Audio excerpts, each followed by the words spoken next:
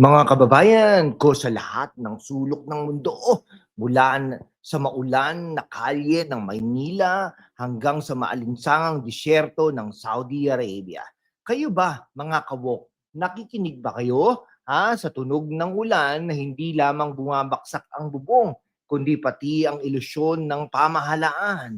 Ito na naman tayo sa gitna ng isa pang super typhoon, si Uwan, na parang yung ex na hindi mo inaasahan na babalik ng mas malakas.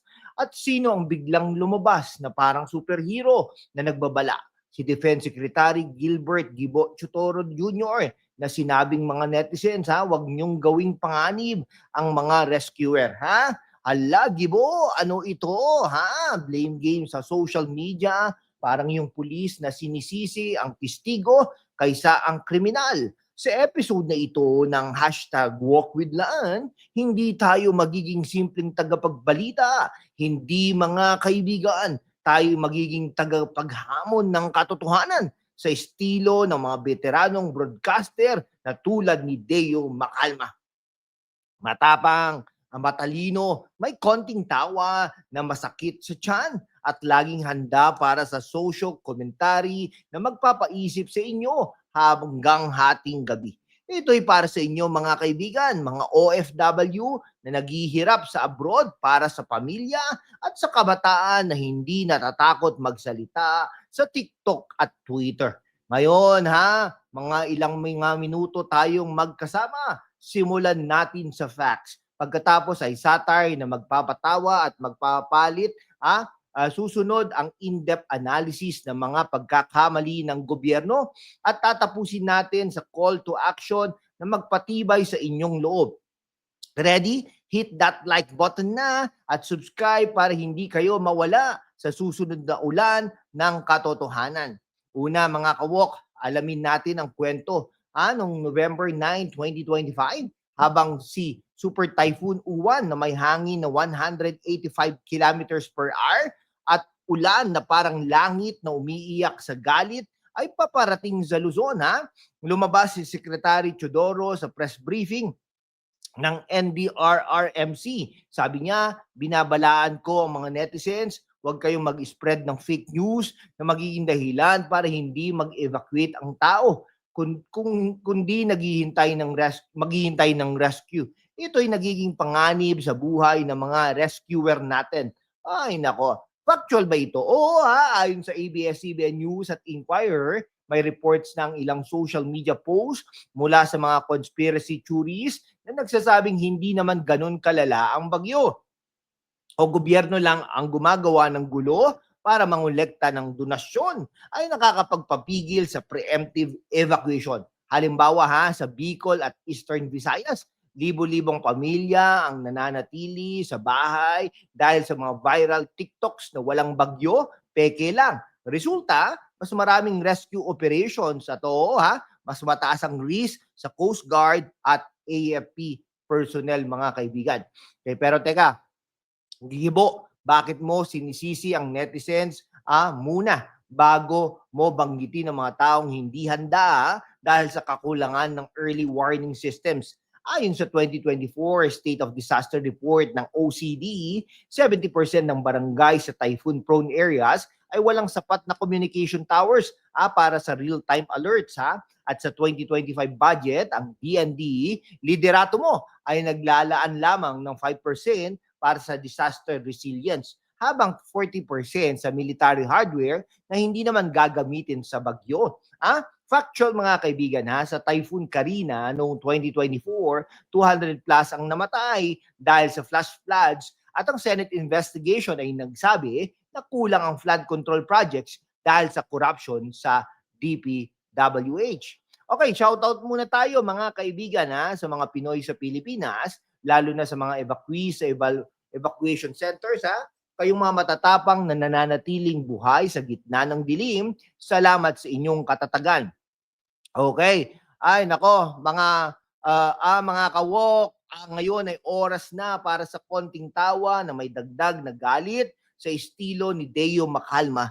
na parang isang matandang lolo na nagkukwento sa kanto. Pero bawat salita ay parang suntok na sa sikmura ng puder. Isipin nyo ha, si Gibo Teodoro, ang Defense Secretary na parang action star sa pelikulang Gobyerno versus Bagyo, biglang naging censor ng social media. Mga netizens, mag-ingat kayo. Sabi niya, parang teacher na nagbababala sa estudyante na hindi mag-text habang nagde-drive. No? Pero sino ba ang nagbibigay ng kotse na walang brakes, mga kaibigan?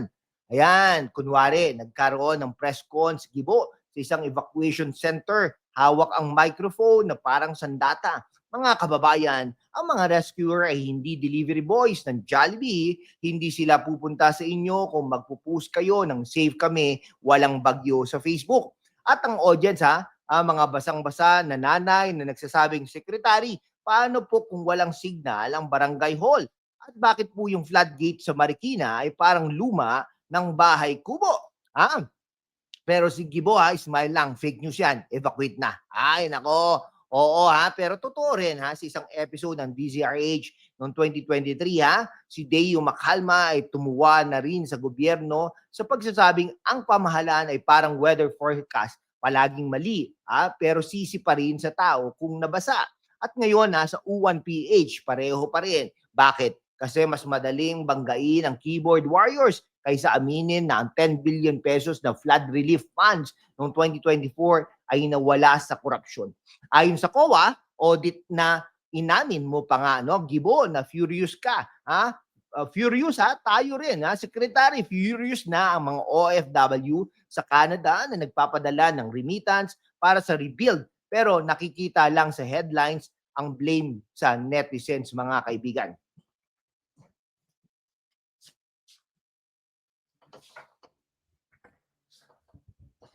Okay, halimbawa, okay, kunwari ang grabe, Ay, kunwari, netizens stop spreading. O1 is fake, save the rescuers, evacuate now. At ang reply, Secretary, bakit hindi mo i-tweet yung budget cut sa DRAMM?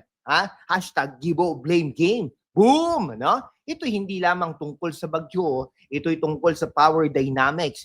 Ang estado versus ang tao, kung saan ang netizens ay hindi kaaway, kundi sentinela ng katotohanan. So Japan, halimbawa, ang kanilang disaster response ay may AI alert sa bawat phone, hindi blame short Twitter, Bakit tayo parang laging retro, mga kaibigan?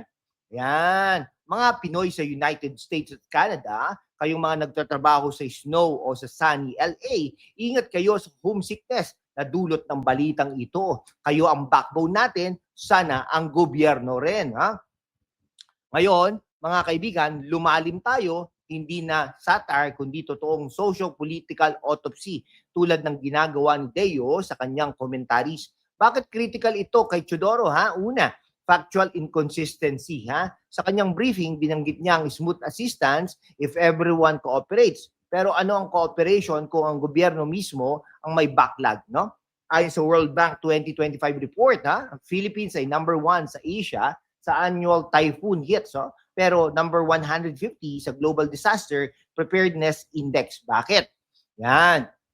Ito hindi aksidente, mga kaibigan, mga kawok. Si Teodoro bilang NDRRMMC chairman ay responsable sa coordination. Pero sa typhoon Nando, noong October 2025, 700,000 ang displaced at ang response ay delayed ng 48 hours dahil sa logistikong issues sa AFP. Bakit mo sinisisi ang netizens na nagpo-post ng real-time videos ng pagbaha na nakakatulong nga sa awareness habang ang opisyal na Pag-asa app ay crash ng 2 beses? O kaya ito'y bahagi ng pattern noong 2022 sa Typhoon Paeng, sinisi rin ng gobyerno ang non-compliance ng tao. Pero ang UN Habitat Report ay nagsabi na 80% ng urban poor sa Metro Manila ay walang access sa safe evacuation sites. Para sa mga OFWs, ito'y personal. Kayo ang nagpapadala ng $30 billion remittances taon-taon na ginagamit sa rebuild. Pero bakit parang ang gobyerno ay naglalaro ng hot potato sa accountability? Parang si Teodoro na nagiging netizen whisperer, pero hindi niya namamalayan na ang totoong fake news ay ang promise ng Build Back Better na hanggang ngayon ay hindi natin nakikita. Okay, alalahanin nyo si Ondoy 2009, mga 700 ang namatay at ang Senate probe ay nag-expose ng ghost projects. Ngayon 2025, pareho pa rin. Kailangan natin ng policy shift, hindi blame, kundi empower. Gawing tulang social media para sa citizen, journalism, hindi kaaway. Sa mga Pinoy sa Saudi Arabia, Australia, Italy, Japan, Malaysia, United Arab Emirates, at Hong Kong, kayong mga nagsisikap na sa malalayong bayan ang inyong boses sa online ay hindi panganib sa sandigan. Okay. Laban sa gano'n, no? Paglagpas ng sisi, mga kaibigan. Yan. Mga kawok, sa gitna ng ulan, tayo hindi biktima. Tayo aktor sa kwentong ito. Yan. Teka lang po, Okay lang po. Popos ko lang, sandali. Okay, mga kawok. Sa gitna ng ulan, tayo hindi biktima. Tayo aktor sa kwentong ito. Anong gagawin natin? Una, mag-verify ng info bago mag-share. Hindi para matakot, kundi para magligtas. Pangalawa, sumuporta sa orgs tulad ng Red Cross, Philippines, o local NGOs na hindi nakadepende sa gobyerno, mga kaibigan. Teka, share po natin ito. Okay? Share po natin ang Red Cross. Tingnan natin ang Red Cross PH. Yan, ito po, ito po. Ito po yung redcross.ph. Share ko lang po ito, Yan, tayo lang. Video file. Share screen, Yan, share screen po tayo, Ayan, ito. Okay. Yan, emergency appeal, Okay, tignan nyo, may urgent call for donations, Yan. Kasi ganyan po, ginagawa nila na yan. Okay. Ito po, GCash nila. Yan nyo, yung sa mobile wallet. So, maya nila. O bank deposit, BDO, Metrobank, PNB. Mag-volunteer, tapos yung logistics, information technology. Yan, magkano po kayo? Yan, magkano kayo, Ayan, tapos pwede kayo mag-donate. Ito yun, donate now. Yan, Okay, pag nag-donate now, yun pala. Donate now, yan.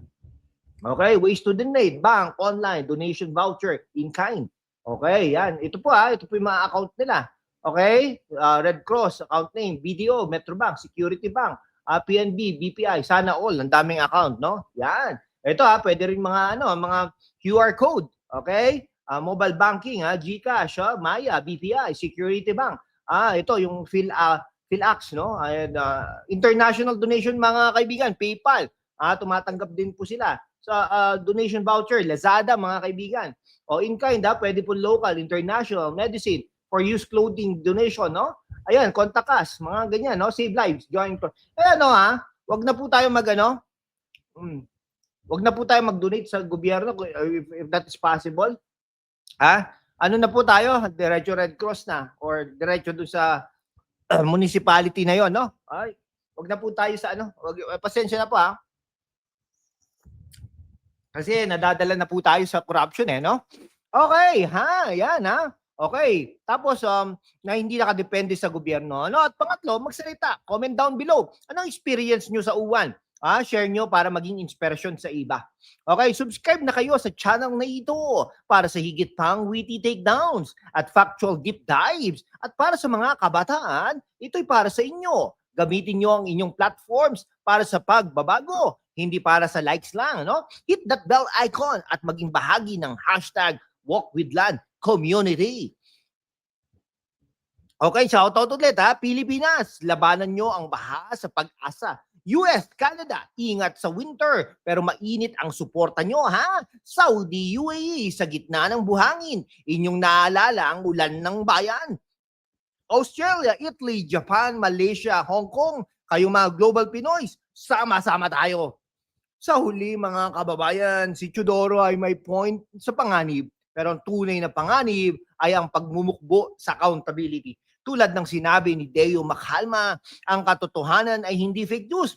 Ito'y ang unang biktima ng kapangyarihan. Sama-sama, itindig natin ito. Mga kababayan, sa gitna ng kasinungalingan, ang katotohanan ang unang dinudurog. Pero kasama kayo, mga kawok, kaya natin itindig ang tama. Sumali na sa aking YouTube membership. Sama-sama, panatilihin nating malaya at walang takot ang boses natin para sa bayan. Salamat sa inyong solid na suporta, mag-subscribe na sa #WalkWithLan YouTube channel membership at maging bahagi ng ating masiglang laban para sa katotohanan.